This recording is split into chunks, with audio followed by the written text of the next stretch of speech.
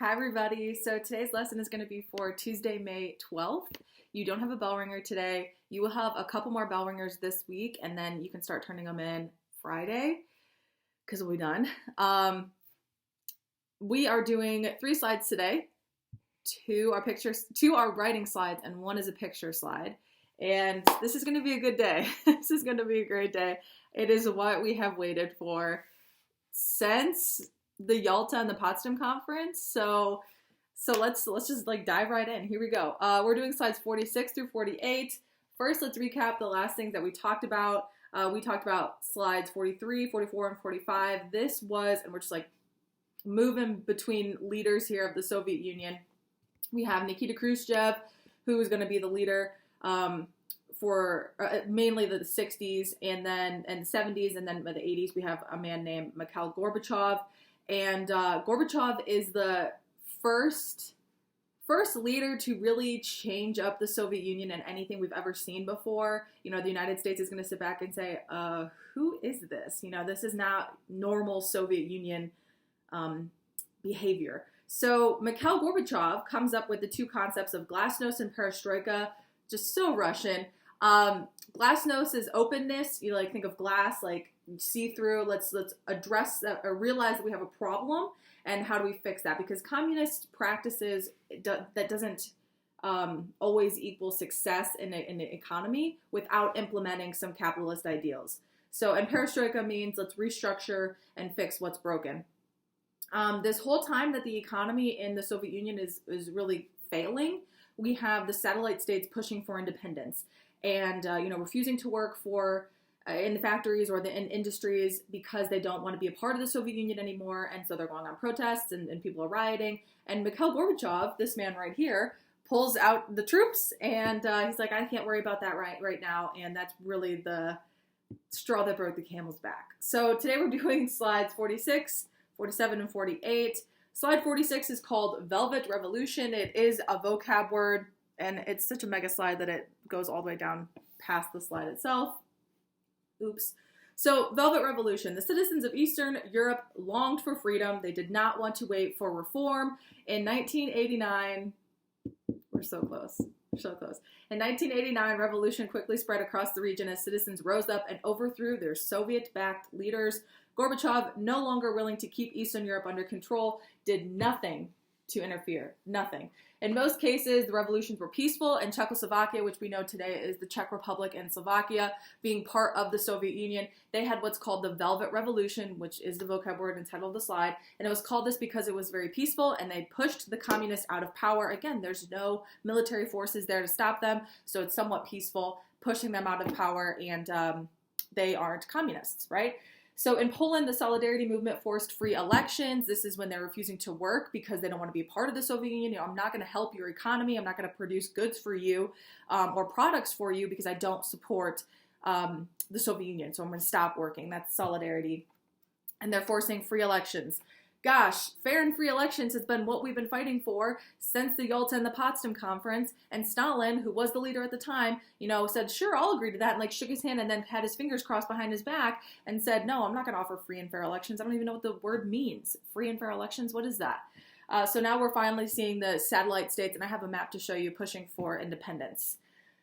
The most dramatic changes took place in East Germany. Oh, remember how Germany's cut up like a pie, and we have East Germany and West Germany. West Germany controlled by the Allies, and East Germany controlled by the Soviet Union. The most dramatic change is happening in 1989. What do you think is going to happen? The Berlin Wall is going to fall. I mean, this is huge. This is massive, massive.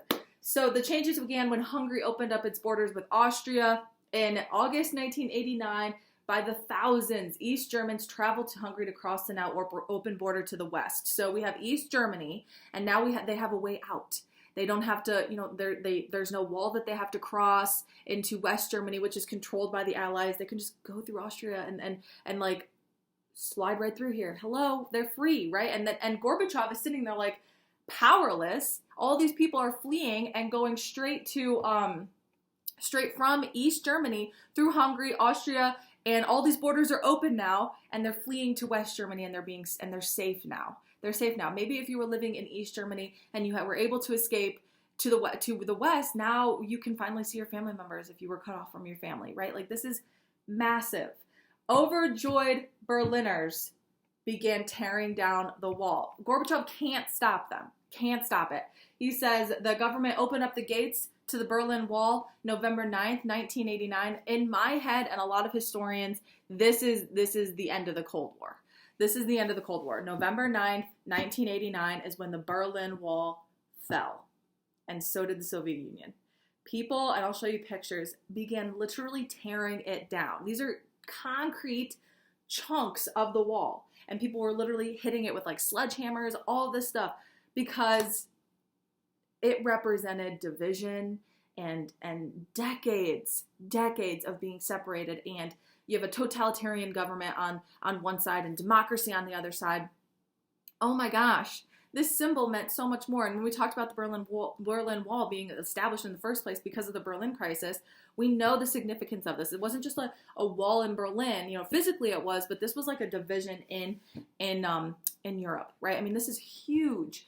So people literally began tearing down the wall. And we talked about there are chunks of the wall around the country and around the world to remind us that anything that impedes freedom can be torn down. That was in the TED Ed video, right? So if you are ever lucky enough to go to like a presidential museum or anything, there's one in actually Michigan in Gerald Ford's museum, President Gerald Ford. They have a piece of the Berlin Wall there. So that's maybe the closest one to us.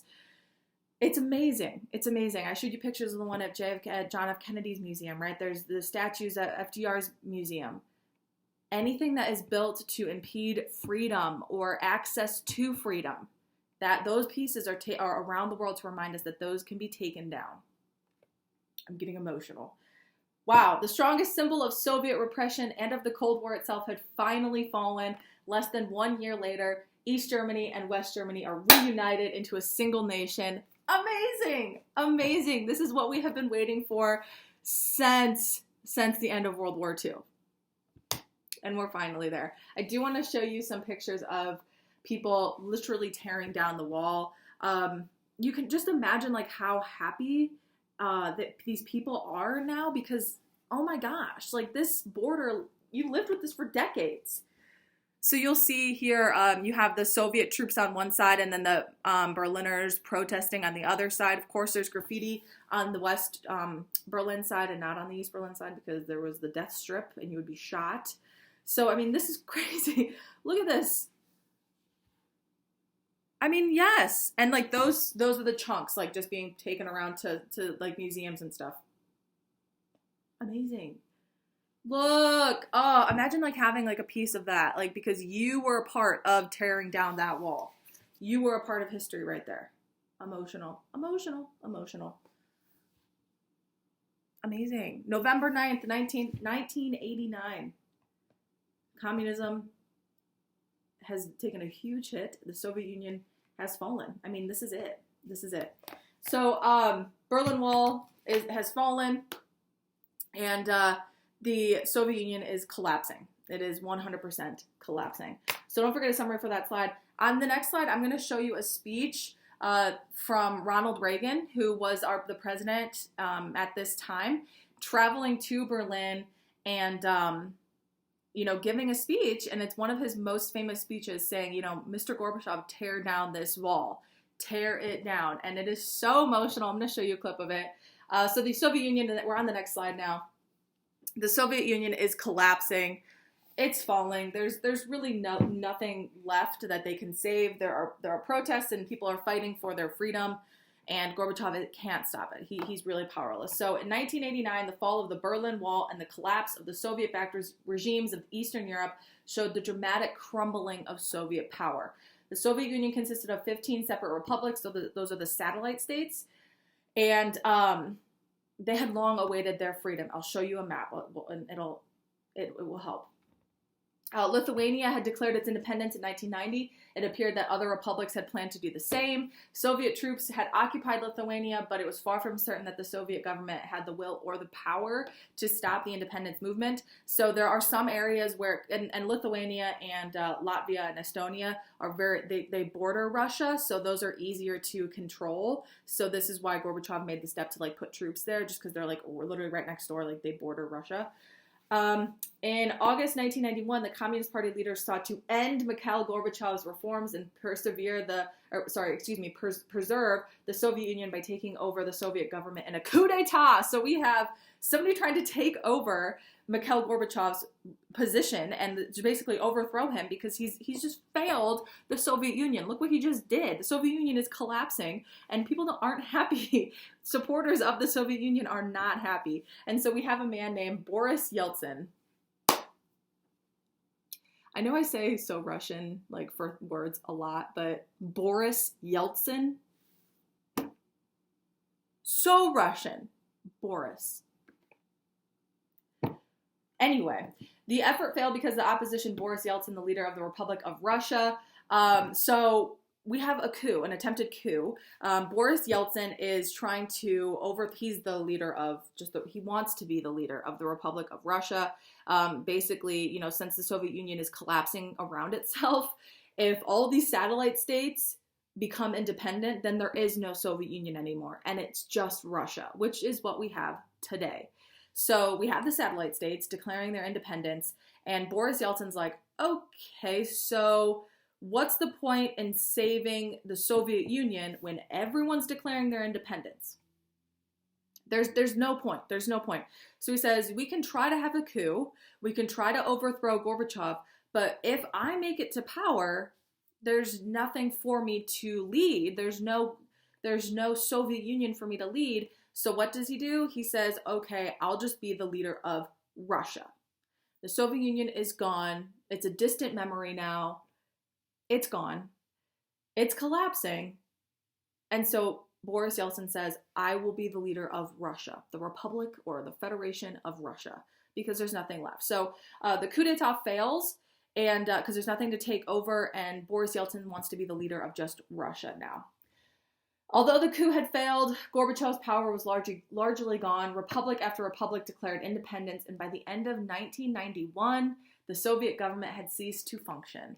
So 1991, guys, is not long ago. I mean, let's think about this. Like we talk about, I mean, obviously we talk about history and things and all that, but like 1981 is, I mean, I was almost alive. This is not long ago. This is not long ago at all. And the Soviet Union had lasted for decades up until 1991, and now they're done. I mean, that's crazy. This is a map here. Everything that's in color is part of the Soviet Union, and when the Berlin Wall falls and all these satellite states, the yellow is Russia, all the satellite states begin to declare their independence, now that line will just move to Russia, and all of these people will be independent here when the Soviet Union collapses. I want to show you that video really quickly of Ronald Reagan asking Mikhail Gorbachev to tear down this wall. He's standing in front of the Berlin Wall.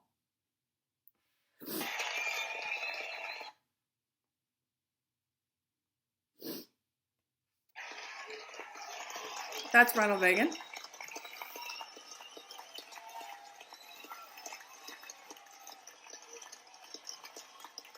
This link is in the notes as well. Mr. Gorbachev, tear down this wall. And everyone loses it. Tear down this wall. A lot of presidents have traveled to Berlin. JFK traveled to Berlin. He gave his famous Ich ein Berliner. I can never say it. I have to look at it.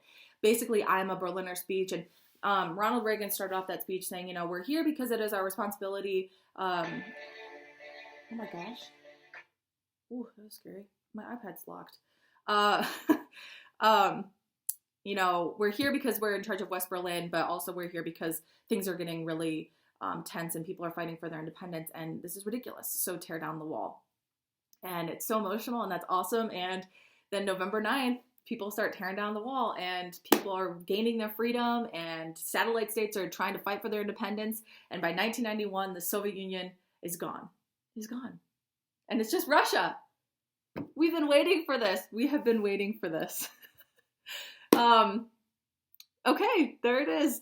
Don't forget to write your summaries for those slides. I'm excited to read them. Bye, Soviet Union. I'll see you guys later.